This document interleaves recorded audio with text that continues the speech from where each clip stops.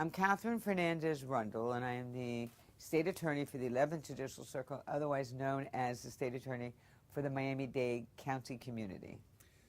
A regular day of work is unpredictable for us. We just really never know what we're going to encounter. It can begin in the middle of the night with a shooting that's happened somewhere, either a police shooting or a shooting of a family or a child. It can begin with an arrest of someone taken into custody. It could begin with us putting together an arrest warrant or a search warrant. We just never know what's going to happen in our world, and sometimes we like that. It's just, you know, it's being ready for whatever balls get thrown at you. I say sometimes it's like being in a batting cage. You're just trying to hit those balls, hit them right, square on, get it right, and make a home run. We are a total of just under around 1,300. And of those, about 330 are lawyers, positions and lawyers. And then the remaining 700 to 800, you know, depending on when we're up or down and how many vacant seats we have, is around support staff. And of those, 400 are over in a child support division. They work on a separate part of what we do as an office, which hopefully we'll get to talk about shortly, because it's something I'm very proud of that we do that's unique to our office. So we're a very big office. We're obviously the largest in the state of Florida. We're one of the largest in the country. We analogize ourselves to Manhattan, Brooklyn, LA, Chicago, Cook County. And we work a lot with those particular DAs in their offices. We share ideas, we exchange practices, we exchange programs, what works, what doesn't work. In fact, you know, with some humility and pride, it's a mixture. We've become sort of a model of so many different ways to do justice for people, because justice is something you do for people and not to people. And so a lot of our colleagues around the country have come here, have visited us, have looked at the different programs that we've started.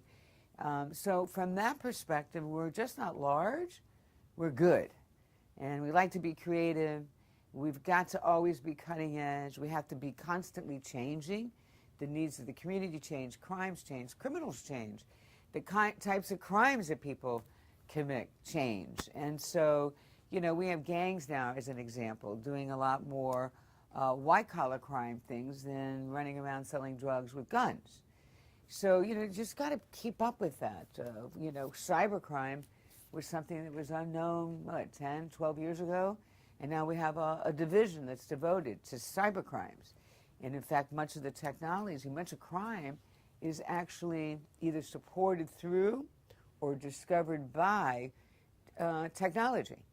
So we've really, you know, got to keep on the cutting edge. You got to be always up with technology, new advancements. Same thing in science. The science has been incredibly explosive. We see it all the time, forensic files.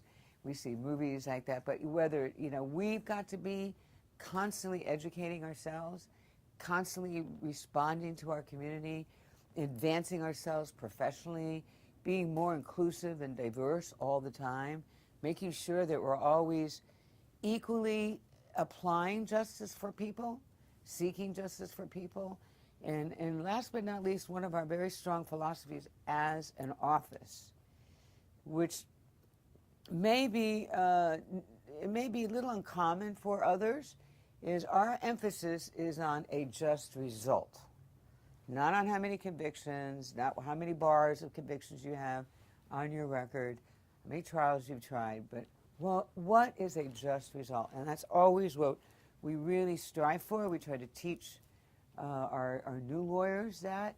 We have a lot of mentoring going on in the office all the time, because we have some great veterans that have been here for 30 plus years that handle all the very serious death penalty cases, the complex sexual crimes cases, the very complex human trafficking cases that we get, labor trafficking cases that we get.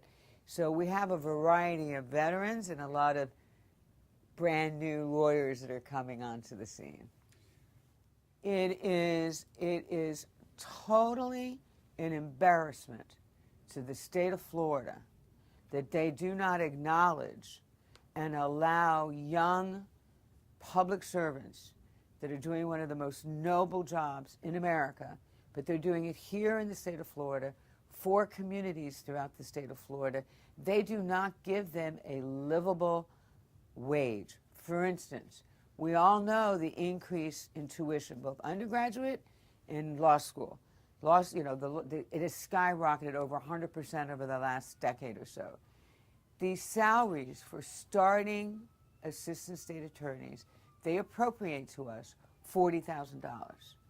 We have the highest rate of housing anywhere in Florida. In fact, recently, I forget which periodical it was, but we were rated one of the most unaffordable cities to live in for graduates. And I think the only other competition was in California.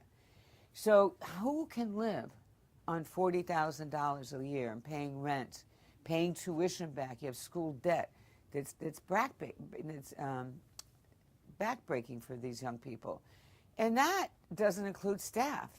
A starting secretary, and remember we just talked about the staff, how big we are. Well, we're really a large law firm, and we're one of the largest law firms, as you just heard. I mean, I talk to my buddies downtown in your neighborhood all the time, Greenberg and Holland and Knight, and we're as large as they are here in Dade County, not around the globe, obviously. But, our starting secretary here starts at around $22,000, $23,000. That's probably welfare level. Some of them probably are on food stamps. I wouldn't know that, but I would suspect that. And if they have families and children and daycare and have to come to work and parking and transportation costs, insurance costs, I mean, what we ask these people to do, to serve us, they work for us. And the business community is very supportive of us. And I would take some of my friends back to a time when we were called Paradise Lost. And the Greater Chamber of Miami Commerce and all of the business community was really concerned because our real estate prices pummeled in, our convention rates canceled, our hotel occupancy dropped. And everyone here suffered financially tremendously.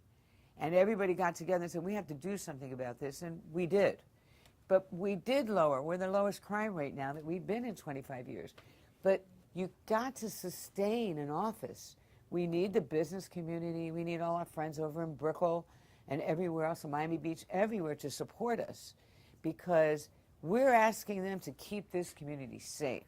We're asking businesses from all over the country and the world, including South America, I mean, we're a global community now, to move their families here, move your executive, your presidents and your vice presidents and their wives and their children and their family. Move here to Miami-Dade County. We're a magic city. But we've got to make sure that we keep crime at a low level, because if you don't, families don't want to be here. Executives won't want to move. And so, when I look at Florida and our legislature and I look at them and I ask them, why are you so shamefully treating these wonderful public servants that are working for you? Why do they do it? They do it for a variety of reasons. Many times it's because they feel so grateful, whether they moved to this community or they're immigrants from another country. They feel like the community gave them something, and they're going to give back at a huge sacrifice to themselves and to their families. And yet we don't seem to appreciate that.